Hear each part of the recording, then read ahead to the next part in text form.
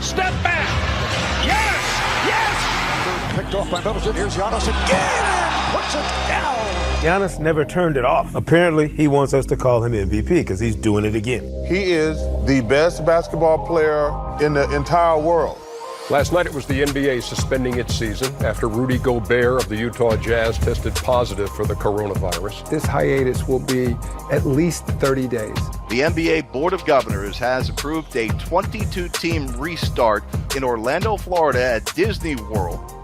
Welcome to the Hang Time Podcast. I'm your host, Sekou Smith, here in Atlanta, grinding our way to the restart of this NBA season in Orlando, July 30th. 22 teams. Somebody is going to leave the bubble with a championship. It could be the team we're talking today with my man Caron Butler, and we're talking about the Milwaukee Bucks. Is it an all-or-nothing situation for the Bucks? Sekou, I'm glad you asked that question because you think about everything that happened in the midst of the pandemic and what team has been put to a halt the most. And I look at the Lakers.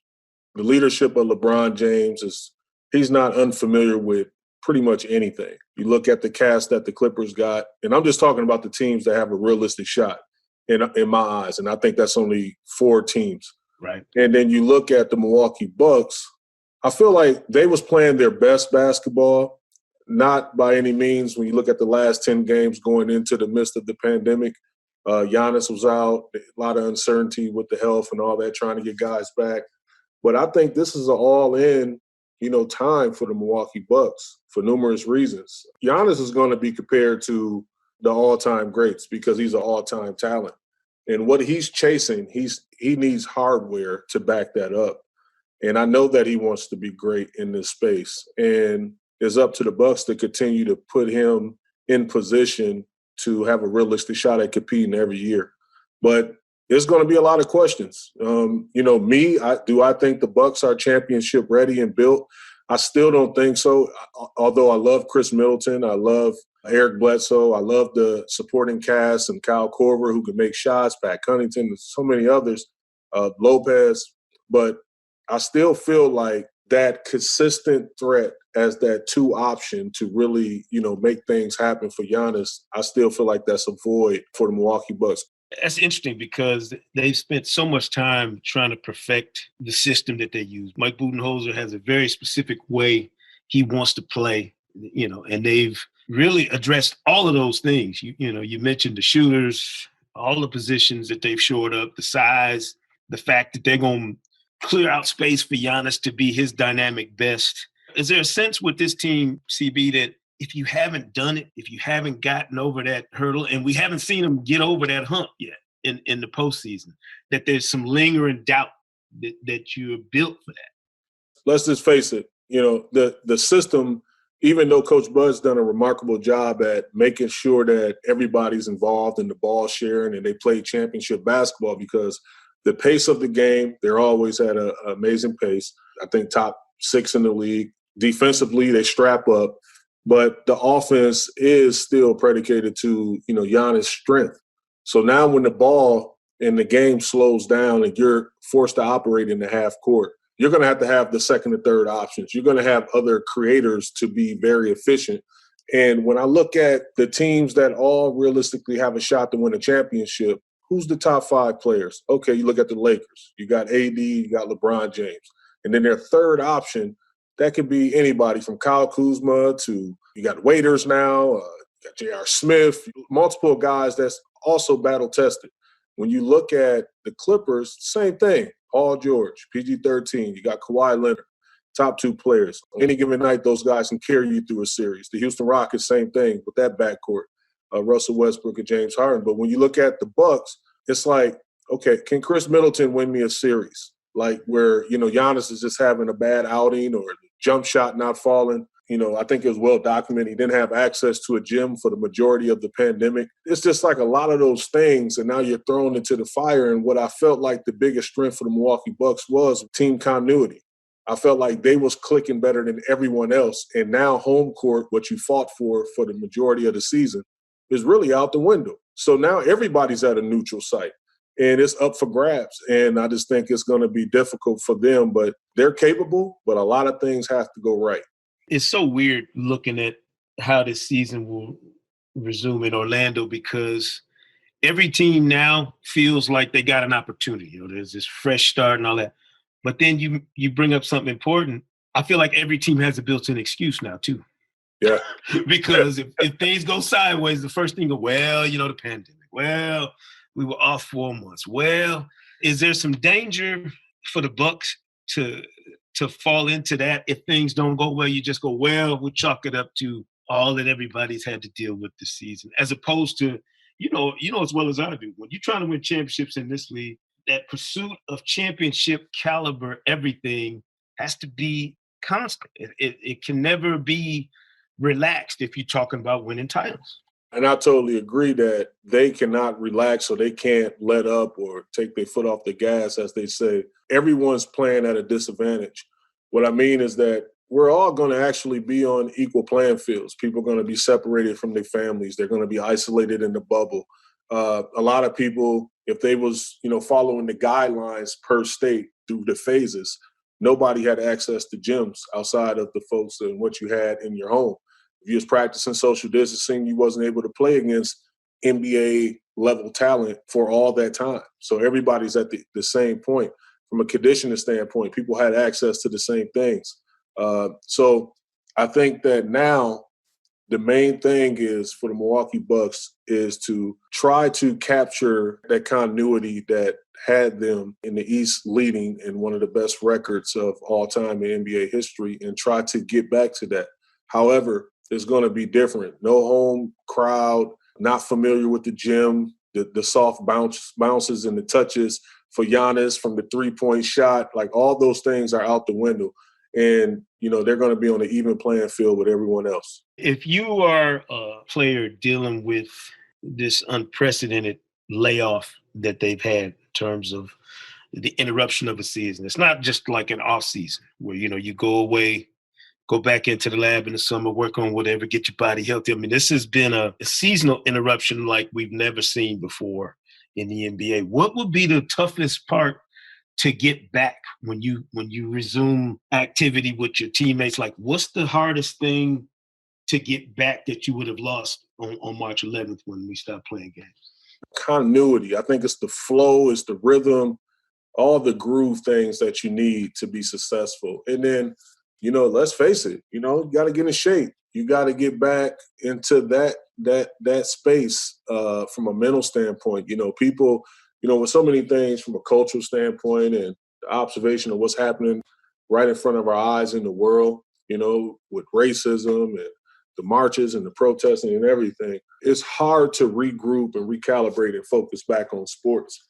And it's going to be interesting to see how many guys are able to, dial in and tap in and do that. I think the hardest thing is really going to be rhythm and flow, though. I was watching some of the clips of, some video of people participating in practices, and I saw like some of the star players losing the ball to just like random dudes. You know what I'm saying? Like getting stripped, because the timing is so off. You know what I mean? And I think that, injuries as well. Like, you got to be cautious because now you're going from 0 literally to 60 real quick. And that's something that you have to watch out for. Giannis is such a unique talent, and he's been so singularly focused the past few seasons, just his rise, going from an all-star to an MVP to a potential back-to-back MVP, which I think is – I haven't gotten any directive on how we're supposed to be filling these ballots out, but I'm assuming when we get back to it, he's going to be at the top of a lot of people's lists. How much of the pressure do you think he's feeling at this stage of his career, just trying to carry that franchise, carry his mantle as, one of the great players in the league and kind of a face of the league around the world when you talk about NBA basketball? Well, I think that all the focus is going to really be on the Bucks and Giannis, and, for all reasons, because you think about the free agency possibilities and, if he don't win, is he's going to be a disgruntled superstar, all those things, which I think he loved Milwaukee, and I don't think that's going to be the case. But I do think that the conversations that we had from all the former greats, with them being committed to all these organizations, it's like, okay, if you don't win a championship, you will be criticized. You know, we've seen it in the past with Michael Jordan. We've seen it in the past, you know, with the late, great Kobe Bryant. We've seen it with LeBron James, and the list goes on. So I think that now he's going to be starting to become subject to that. And Kevin Durant went through that phase as well. He elected to go to the Warriors and chipped up rather quickly, finals MVPs, et cetera. And I think that now those conversations are going to start happening with and amongst, you know, the elite talking about Giannis, because let's face it, he is an elite talent. He is something that, you know, he's a unicorn in the game when you talk about his ability on the court. But in order to be compared to the LeBrons and the Kawhi Leonards and guys like that, Kevin Durant's, he's going to have to win championships. What's the vibe amongst Bucks fans right now about what this team can do? Everybody wants to believe their team can win it. You know, are they skeptical? Are they nervous? I mean, what's that feeling for Bucks fans right now? You know what? Everybody feel like we have a realistic shot at winning. They like, you know, Bucks all day. We're gonna take it. But I will say this: every time you have that conversation, the hardest conversation is saying, "Well, I just hope they don't play the Lakers," or I hope they don't have to play the Clippers. Well, I keep telling them, look, if in order for them to win, like one of those teams coming out the West, and you got to go through one of those teams. So it's like you should be like, I hope they have to play one of those teams and go through those guys. And that just let me know that there's a lot of doubt still saying that, look, we know that we're the best team in the Eastern Conference, and we should come out the Eastern Conference. However, our biggest hurdle of getting through those more complete teams and battle-tested teams, that has yet to be seen, and a lot of people still feel like they're probably a piece away. Talking Milwaukee Bucks with Caron Butler, this team and 21 others obviously going to Orlando to restart the NBA season July 30th. When we come back, CB, we're going to talk some keys to the Magic Kingdom.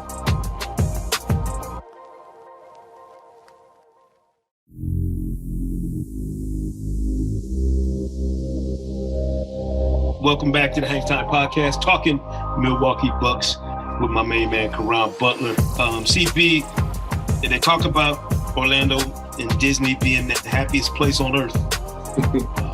And for kids and people who I know old folks who like to wear the ears, so I get that. We're going to run through keys to the Magic Kingdom for the Bucks when they get to Orlando and get this season restarted. First and foremost, King of the Castle. What does Giannis have to do in order to dominate the way we've seen him dominate the last couple of seasons? He has to be healthy. And I think that a lot of people aren't talking enough about the health of Giannis. When they went into the pandemic and the season was stopped, I think the Bucks was 5-5 in that last 10-game stretch or something like that, where they dropped a couple on the West Coast swing. So you have to make sure that Giannis is healthy. That's one. And that's health for everyone. And now they're going to be thrown immediately into the fire. Two, I think that, you know, once again, it was well documented that he didn't have access to a gym. So he wasn't able to work on his jumper in the midst of the pandemic. So he's going to have to be able to be efficient in knocking down shots. His game is going to have to be clicking like never before, like we've seen in the past. You know, he's a hybrid. He gets up. He has a motor. But at the same time, he's going to have to be able to knock down jump shots on a consistent basis. He's going to have to be able to step up to the line at a consistent basis with the game on the line and knock down clutch free throws. And also his supporting cast. I think that Giannis is going to be great because he's going to have a high player usage with the basketball, and he's going to continue to attack. So he's going to be in that mode. His disposition is always great. But the others, Eric Bledsoe, Pat Connaughton, George Hill, Lopez, both of them, Kyle Korver, his pedigree and what he's done over the years in this league, guys are going to really have to knock down shots. And then Chris Middleton is going to have to be that dude. I'm talking about just from a creating standpoint, being able to facilitate, take the ball out of Giannis' hand, take a lot of pressure off of him, and, you know, really take them there and possibly win a couple of games in each series. What are the three wishes you'd have for the Bucks in terms of things going exactly the way they want them in Orlando? Well, I think health is important, so that's one. And I think that would be the same on everyone's list. And then I think that can they get back to that chemistry that they possessed, prior to Giannis missing the games right before the season was stopped. So those guys knocking down shots, being able to be consistent on a neutral court from the perimeter, and then most importantly, defense.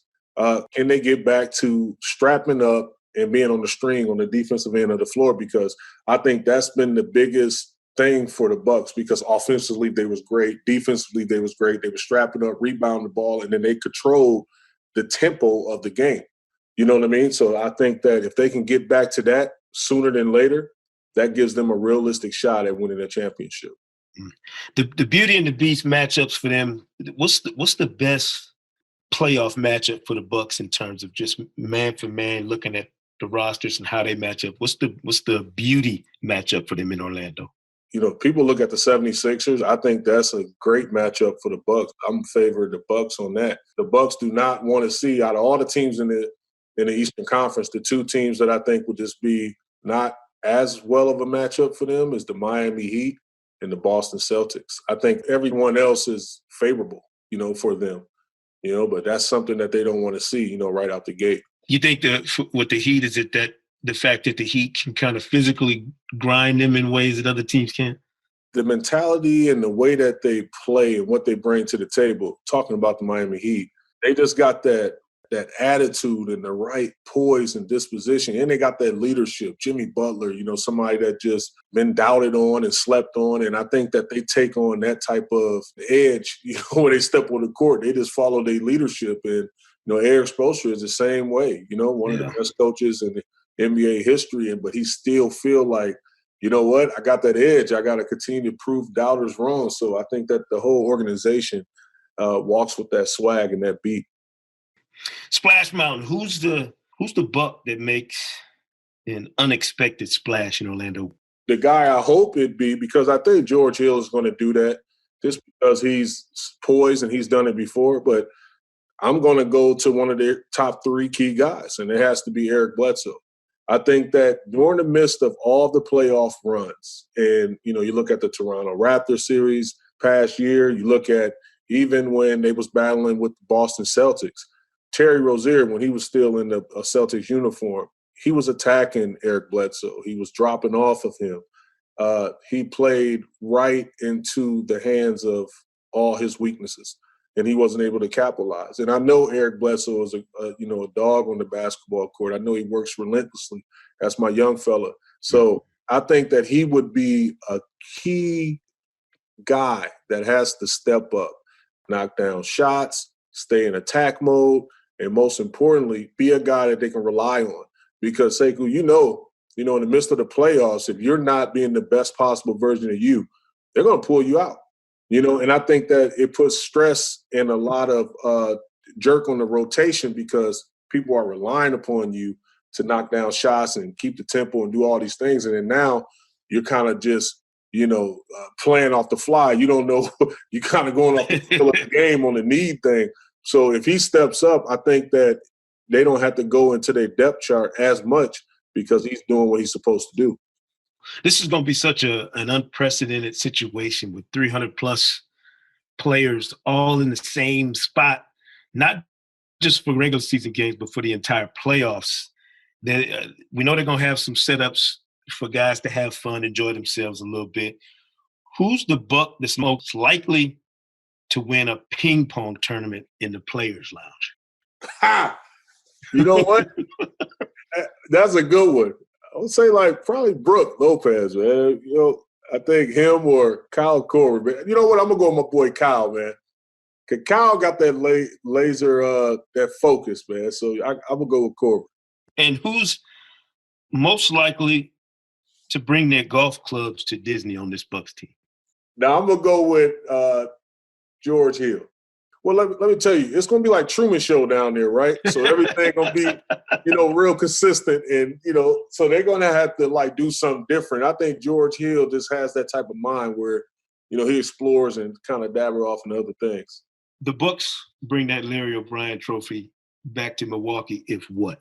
If Giannis is healthy, if Chris Middleton is exceptional on both ends of the floor, which he very well can be, And if Eric Bledsoe is healthy, if he's able to knock down perimeter shots to keep them honest and stay in attack mode and average somewhere between 14 to 20 points consistently and all-purpose points, I think that they'll realistically have a shot to win that championship, because I think that all the other guys are going to just fall in, play, and fulfill their roles when you talk about the Pat Connaughtons and Lopez and Corver and all those guys. But I think it's really going to come down to that nucleus of those three guys. Yes, it's very interesting. The Milwaukee Bucks showing up in Orlando with as higher hopes as any team of the 22 that will be there to restart the NBA season July 30th. Caron Butler breaking it down about the Bucks for us. We appreciate you, man, as always. Know you're busy. Stay safe, and much love to you and the fam during what I know is an unprecedented time for all of us. Likewise, brother. Love you, man. Appreciate you, man.